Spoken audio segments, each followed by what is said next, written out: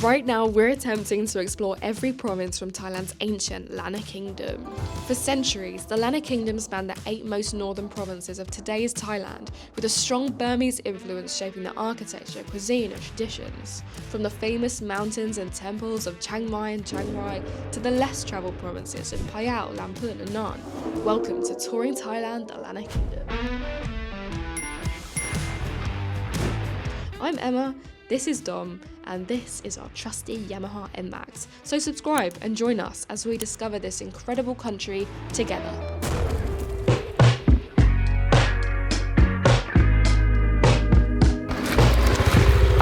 So behind us is the bike that we're going to be doing our bike trip on. It sure is.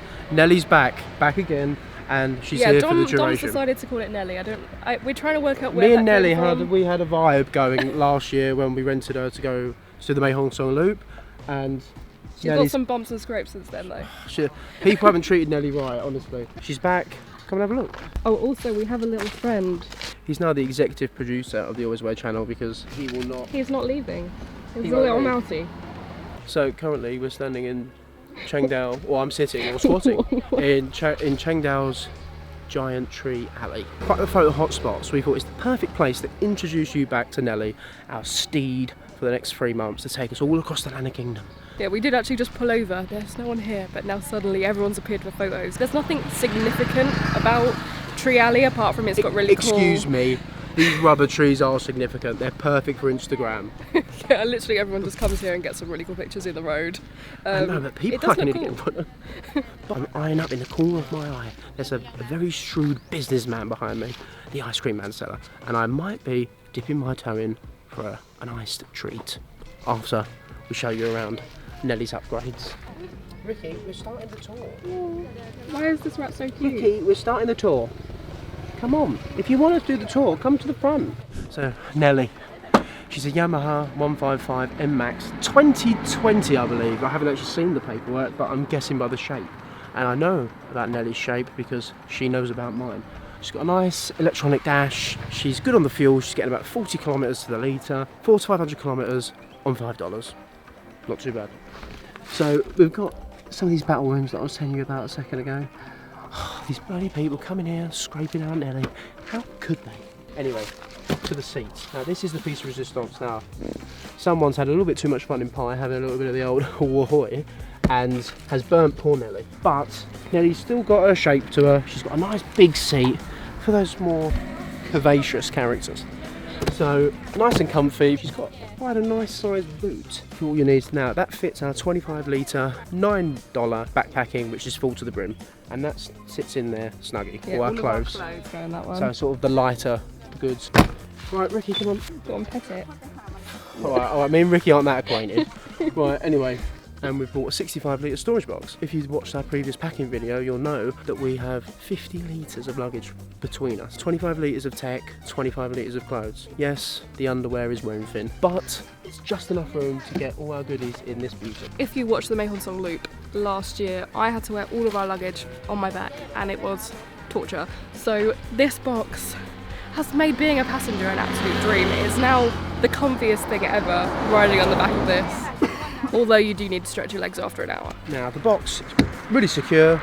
2,000 baht. I got it half price on Lazada. Do you know what Lazada is? It's like the Southeast Asian equivalent of Amazon. But crikey, 45 US.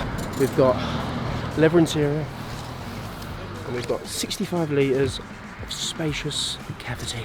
We also got some reflectors included, which Emma's kindly applied, so we can be a little bit more visible. Now there's some serious shots. I might have to ask for a shot myself. Ricky, are you going to say anything about this tour? It's really good. Thank you, Ricky. I'm not being funny. I might have to take Ricky home, if I had one, and take him on tour. Ricky goes on tour. We just get him a little box, and he could be the most well looked after mouse this side of Northern Thailand. This lady's looking behind me thinking, why the hell is he filming a rat? But anyway, everyone's having ice cream, so I'm convinced we need to go over there and get in on the action. Everyone's got a lolly, so I'm not missing out. Magnum, Magnum almond. Magnum almond. One, two. One Magnum? You have any this one? No, we match we Almond. Okay. Almond. Okay, yeah, sorry. Oh, okay. We've gone for the bougie one. 110 บาท Speak English นิดหน่อย No speak English ปูปลา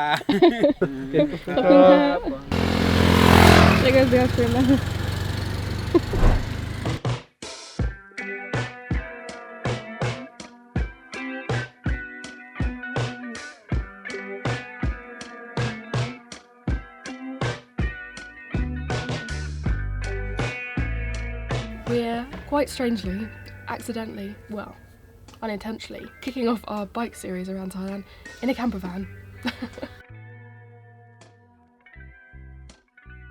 While searching for the cheapest accommodation we could find in the Chiang Dao area, we stumbled across this converted VW T4 camper van, which happens to not only be one of the most affordable places to stay in the area, but also the perfect way to transition from full-time van life in the UK to biking across northern Thailand. The best thing about staying in this camper van was waking up to the mountain view of Chiang Dao, having an omelette and petting the many animals that lived on the property. The name is Raccoon. Raccoon? Oh.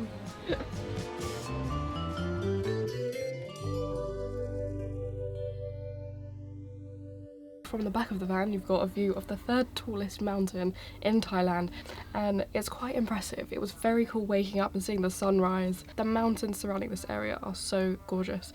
I don't know what it is about vans, but because they're kind of cozy, I just sleep so well when we're in a van. And I mean, it has all the creature comforts. You've got like electric, it's obviously plug-in. They've even got an aircon unit that you can use. Although it is very cold up here in the night time anyway without the aircon, because it's January, it's the coldest month of the year in Thailand, and also it's just, we're quite high in altitude as well, so it's really cold. Like this morning I was freezing. I put a jumper on, I got my jacket on, I was debating getting my scarf out. Yeah, I mean, I've got my jumper on right now and I still feel cold. I wish I had one of these. Because I'm in shorts. Yeah. Well, you know where you can get one. And when you want to go to the toilet, we can unlock our security and... They don't have a porta potty, but they do have built-in toilet and shower room. Just here. You just come through here. And here it is. Another toilet tour. So you've got your shower. Literally, there's not much to see. You've got a shower. This is like your standard wet room and normal Western toilet with bum gun. Emma has cocked eyes with some locals through the window whilst having a wee. Yeah, there was a woman hosing down her plants just behind here, and I made eye contact with her. Got a little shower curtain. If you want to attempt to hide from the neighbours.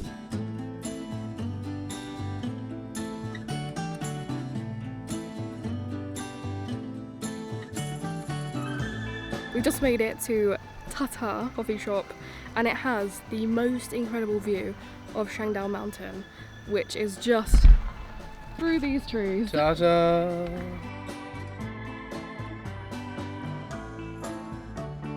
To get to the cafe you have to walk through this really amazing row of trees, and I'm pretty sure these are rubber trees. I've actually seen rubber trees being milked before in Thailand, and it's quite amazing. A few years ago I would have never thought rubber came from trees. It's the most weird thing ever, but I'm pretty sure that these are all rubber trees.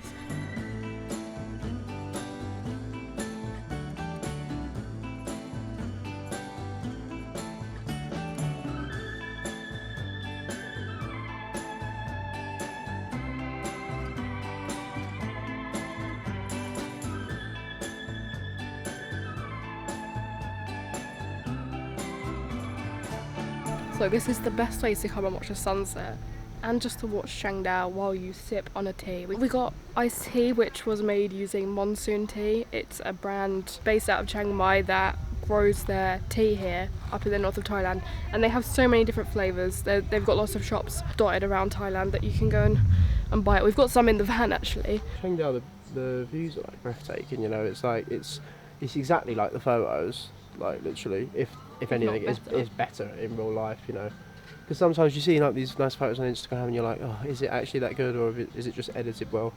But if anything, it sort of understates it, I think, if anything. Yeah, I mean, look at this. The sun's starting to go down just to the left of Chiang Dao. And I mean, there's all these different layers to the mountain.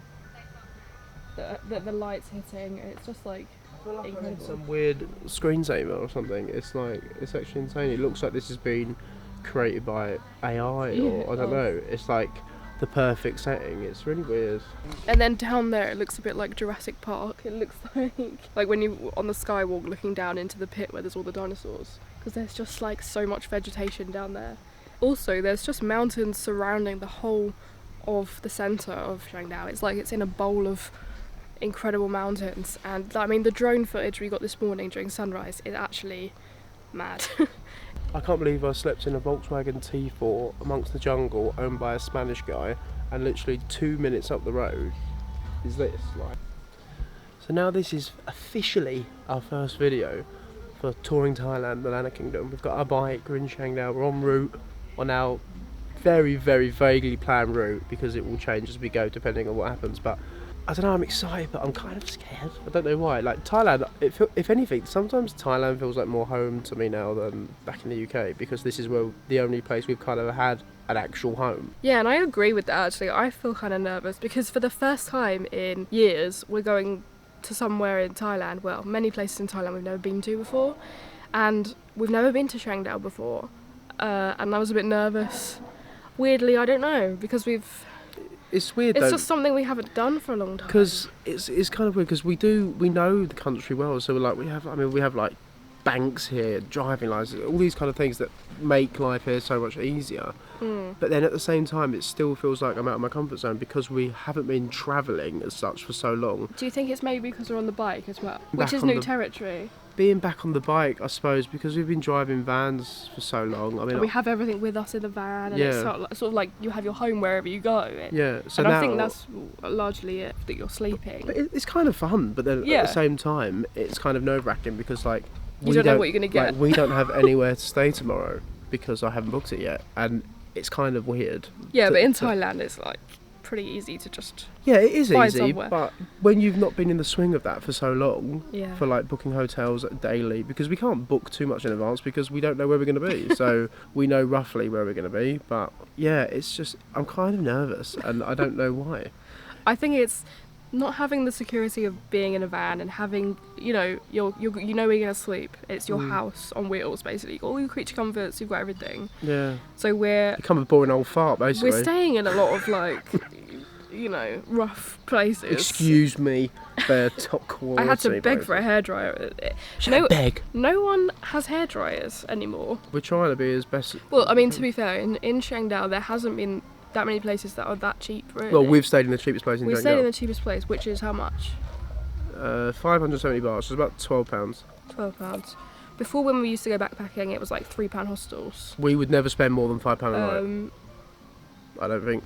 I don't know if we'll stay in hostels. The only trouble with hostels is when you've got expensive equipment and there's nowhere to lock your stuff. To be honest, I have no qualms with Thai staff, nothing. No. That doesn't, because it's not in their way to do that. And if someone is desperate enough to do that, it's very rare and it's very frowned upon. It's very frowned upon. It's the other tourists that you've got to be careful. When you hear about people getting stuff robbed in hostels, it's always by the other tourists. If anything, you hear a lot of Thai people finding money, expensive items. Well, actually, I left my glasses. They're expensive reading glasses because it turns out my eyes are. I only found out recently that my eyes are absolutely buggered, and I didn't realise that vision was supposed to not be this blurry. But yeah, I got these expensive glasses. I left them at the hostel, and I only realised a week later when I was like, do you know what? I haven't seen my glasses. I looked everywhere, and we retraced our steps. The last time I remember seeing them was at this hostel on the bunk bed, the £3 a night hostel that was where they didn't change the bedding. But they'd kept them. They found them, they kept them. But they had it all put aside. They had a note with my name on it, and then I just messaged on Facebook. She's come back, photo of them. Yeah, we got them. Pick them up when you like. I mean, on top of that, like, we've been on buses going across the country before, and Dom has dropped his wallet twice on night buses. I kept my wallet. Dropped it out of his shorts when he was asleep. Got off the bus. We literally went to the airport, and then Dom realised he hadn't got his whole wallet. Yeah, and but we still managed to got get it back. Every penny, every last baht was in there. And also, we once cards. got off a sleeper bus and forgot to get our bags from underneath, and we just walked away. Well, because it's like, if you're thinking about you're in Europe, or I don't know, you're on a coach, they normally would just automatically come out and open, but they didn't. It's like about 5 minutes later, I was like, wait, I feel like we're missing something. And yeah, our whole backpacks, like 2 80-litre backpacks, we just left on the bus. Everything we owned, just in those bags. But we managed to get again, that back too. you just pick up the phone, you speak your broken Thai. You always get stuff back in Thailand. You get it back, so it's actually really safe. And I know the roads can be dodgy, but apart from that, Thailand I feel way safer in than the UK. The fact of it is, we all know that the roads are dangerous here, but the fact of it is, there are crazy drivers everywhere. There are crazy drivers in our local hometown in Kent. So it's like, but then, are you more likely to get a crazy driver here? I don't know. Probably. But I think it's more drink driving and stuff, because it is quite relaxed here. You have to be careful, especially at certain times of the day. And especially rural areas, especially in rural areas where there's not so much of a police presence doing checkpoints. Yeah, so people are more free with things, and not thinking about safety. And now the legalisation of the broccoli, as it were, you've got to be wary that people on bikes could be under the influence of various things. So it's just about being aware. Basically, my top tip from driving or riding in Thailand is there's one tip: assume everybody is blind. And you may think, what the hell are you talking about? Assume that whoever's driving can't see you, can't see what's in front of them, can't see what's to the side of them, or can't see what's behind them. Then you're fine. And that's why I only trust Dom to drive. I will not be driving a bike here, just because I think I would hesitate too much and just end up in an accident. But while it has been a bit nerve-wracking coming to the first new place in a long time in Thailand, Chiang Dao has been the perfect start to this trip to get us excited and feeling less nervous about exploring new places. I mean, it's probably one of my favourite places now in Thailand. This mountain view is something else. Look at that. If you're in Chiang Mai, definitely come just for this view. This view alone makes it worth it. It's only, I think it was an hour and a half drive, which isn't that much really. It's a nice drive as well towards the end. Yeah, perfect start to the bike trip. Now the sun's setting, they're closing up for the day, and we're going to go find some food. I don't know where we're going to end up. I'm off to eat. Ta-ta!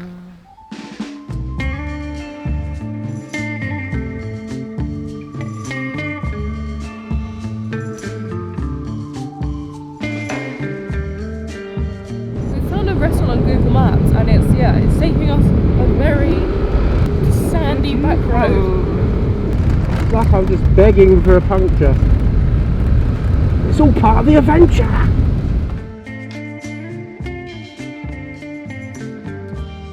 That's a bar, but this one's restaurant.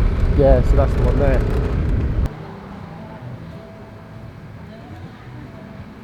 We found this restaurant through Google Maps. It's all in, the name's all in Thai, but it's live music and the food looks pretty good. Just Thai food, a little bit more than your average restaurant, but it's because they've got live music. So go and check it out.